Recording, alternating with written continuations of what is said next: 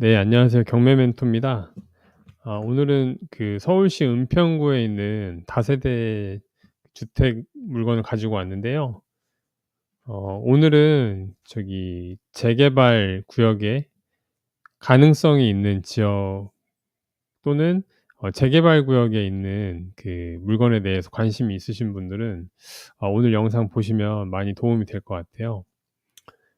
제일 많이 궁금해하시는 게 이제 재개발 정비구역으로 지정이 되기 전에 가지고 있는 물건 같은 경우에는 나중에 인제 자기가 가지고 있는 물건의 지역이 재개발 정비구역으로 지정이 됐을 때 이제 조합원 입주권을 받기 위한 기준 조건이 혹시 있는지 그 부분을 제일 많이 궁금해하시고, 두 번째는 이미 재개발 정비구역으로 지정이 되어 있는 곳에 경매로 나와 있는 물건을 입찰을 해도 이게 그 조합원 자격이 승계가 되는지, 그 두 가지를 사실은 제일 궁금해하시는 것 같은데, 오늘 물건은 일단 재개발 정비 구역으로 지정되어 있는 곳은 아니고요. 지금 인제 회원님께서 재개발 정비 구역으로 지정될 가능성이 좀 높아 보여서 이 지역에 있는 물건을 좀 보고 있는 중이라고 합니다. 그래서 저한테 질문을 두 가지를 남기셨는데, 먼저 이거 그 질문 보고 답변 드리기 전에 여러분들이 아셔야 될 중요한 그 정보를 하나, 이 꿀팁이거든요.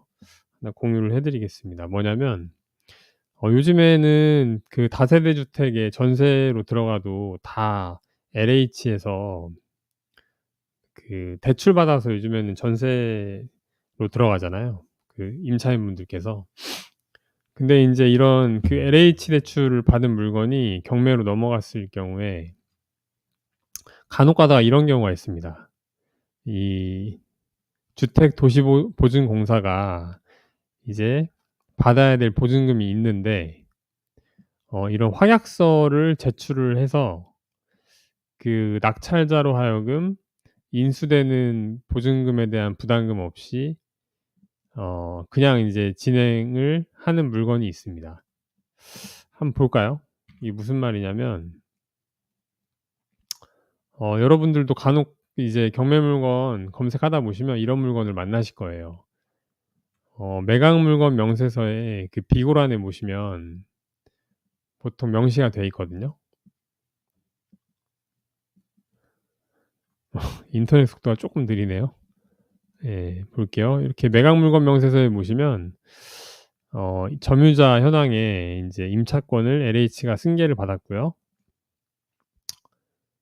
비고란에 보시면은 이 매수인에게, 그러니까 낙찰자에게 대항할 수 있는 이 임차권 등기를 가지고 있는데, 이 LH가 이 경매 절차에서 이 보증금 전액을 자신이 변제받지 못하더라도 이 낙찰자에 대한 나머지 보증금을 포기하겠다, 그리고 임차권 등기를 말소해 주겠다라는 이런 확약서를 제출해 주는 경우가 있어요. 왜냐하면은 이렇게 보증금이 감정 평가액 대비해서 높게, 그러니까 인제 전세가율이 100% 이상 높게 설정된 물건 같은 경우에는 사실 계속 유찰이 되다가 인제 입찰하는 사람 입장에서는 어쨌든 인수해야 되는 보증금까지 합치면 그냥 일반 매매로 매수를 하는 것만 못한 상황이 굉장히 많거든요. 그래서 이런 경우에는 인제 LH에서도 보증금 회수에 상당히 곤란을 겪기 때문에 이렇게 보증금 인수금을 포기하고도 그냥 확약서를 제출해서 얼마에 낙찰받든지 간에 그냥 이제 인수금 없이 처리를 해 버리는 경우가 종종 있습니다. 이거는 LH 그 홈페이지에 들어가시면 공지사항에 한 달에 한 번 정도 엑셀 파일로 인제 게시를 해 줘요.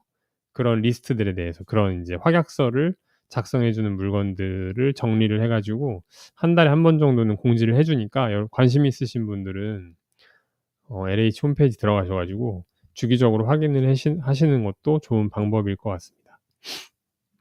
자, 그럼 본론으로 다시 넘어와서요. 오늘 질문 첫 번째가 지금 경매 물건 주변이 이제 관심 있는 지역이고, 지금 요 물건 같은 경우에는 21년도 신축인데, 만약에 이런 신축 물건을 소유를 하고 있어도 해당 지역이 재개발로 선정되면 분양권 받을 수 있는 것인지.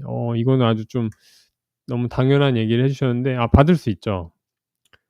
내가 그 소유하고 있는 건물이 뭐 지은 지 1 년이 됐든 2 년이 됐든 30 년이 됐든, 만약에 내가 소유하고 있는 부동산이 그 재개발 정비 구역 안에 속해 있으면은 당연히 조합원이 분양권이 아닙니다. 뭐 맞죠. 조합원 분양권 맞는데, 보통 조합원 자격이 주어진다고 하고, 조합원은 인제 보통 입주권이라고 표현을 하는데, 뭐 상관없이 어쨌든 조합원 자격이 주어집니다. 중요한 거는 내가 그 뭐 경매로 낙찰을 받든 일반 매수를 하든지 간에 내 건물의 그 노후도가 중요한 게 아니고요. 그 재개발 정비 구역으로 지정이 되면 그 내 물건의 노후도는 상관이 없는 거예요. 신경 안 쓰셔도 돼요. 어 여러분들이 간혹 인제 헷갈려 하시는 분들도 있어서 설명드리면은, 재개발 정비 구역으로 지정이 되려면 이렇게 인제 그 해당 구역의 노후도를 따져서, 보통은 인제 한 70% 정도, 그러니까 한 30년 정도 이상이 됐다, 그 노후도가 충족이 된다 하면은 재개발 정비 구역으로 묶이는 거거든요. 그럼 여러분들이 지금 이 지도를 보시면, 이 도로를 이 중산로를 기준으로 했을 때 지금 좌측이 더 노후도가 심각한가요? 우측이 더 노후도가 심각할까요? 비율로 따지면은. 이제 좌측이 보면은 빨간색이 더 많죠. 이 분홍 색깔이 진할수록 건축의 그 건물의 노후도가 굉장히 오래된 거거든요. 이 색깔이 파란색일수록 신축이라고 보시면 됩니다. 그럼 딱 봐도 지금 보세요. 여기가 이렇게 그 선분홍 색깔로 노후도가 거의 없죠. 신축이 없죠, 거의. 다 지금 보면은 최소한 20 년, 30년 된 곳들이 많고, 이 우측 같은 경우에는 보시면 군데군데 이렇게 지은 지 한 10년 정도밖에 안 된 건물들이 많이 포함이 돼 있어요. 그래서 이 두 지역을 봤을 때 어느 곳이 재개발 정비구역으로 지정이 될 가능성이 높냐라고 우리가 딱 판단을 해 보면, 이 좌측일까요? 아니면은 우측일까요? 당연히 좌측이 더 가능성이 높겠죠. 그리고 재개발 투자에 관심이 많으신 분이라면 이렇게 이 지금 사이트는 부동산 플래닛이라는 사이트거든요. 이 부동산 플래닛에 가 보시면은 여기 노후도라는 이 항목이 있으니까, 이걸 클릭을 하시면 이렇게 지도에서 그 해당 지역의 노후도를 한눈에 이렇게 보기 쉽게 알 수가 있습니다.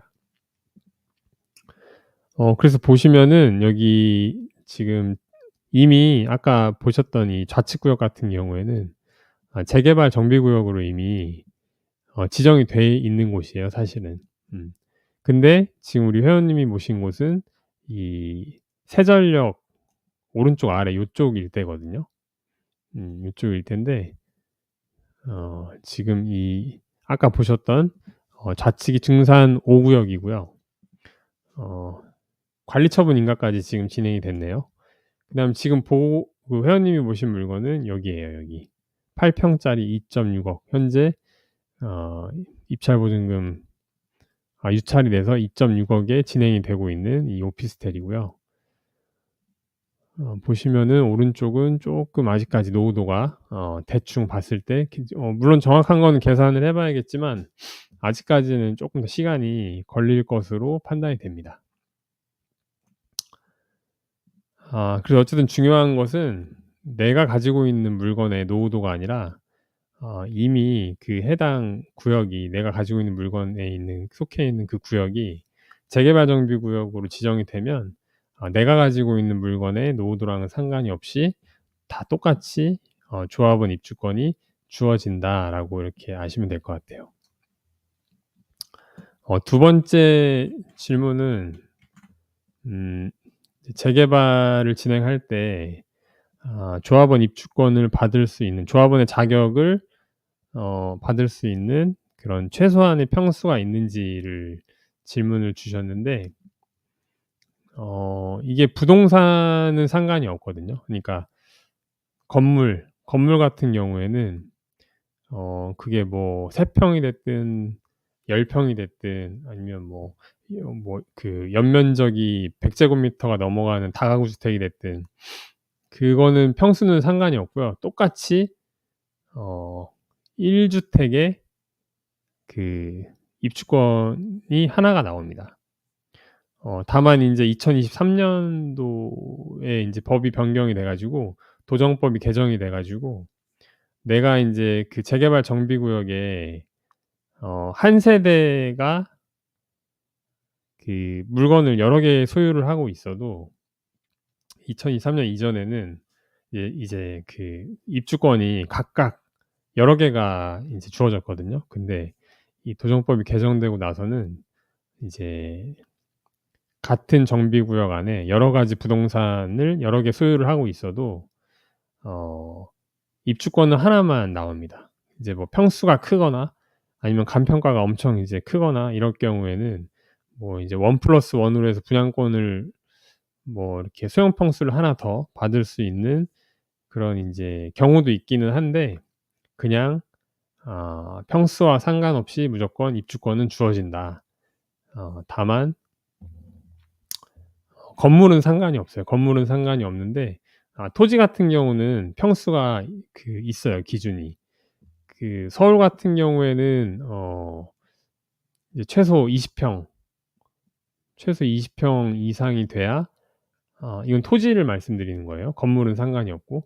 토지 같은 경우에는 이 60 제곱미터 이상이 돼야 이제 조합원으로서의 자격이 주어지고요. 지방 같은 경우에는 90 제곱미터 이상이 되어야 인제 조합원 자격이 주어집니다.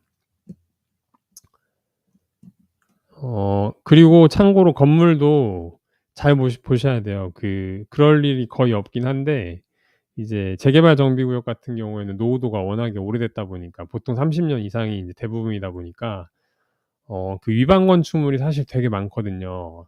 다세대 주택이나 다가구 주택이나 보면은 그 뭐 옥탑방부터 해 가지고 쪼개기 이런 위반 건축물들이 되게 많기 때문에, 그런 이제 위반 건축물 같은 경우에는 이 입주권이 안 나올 수가 있어요.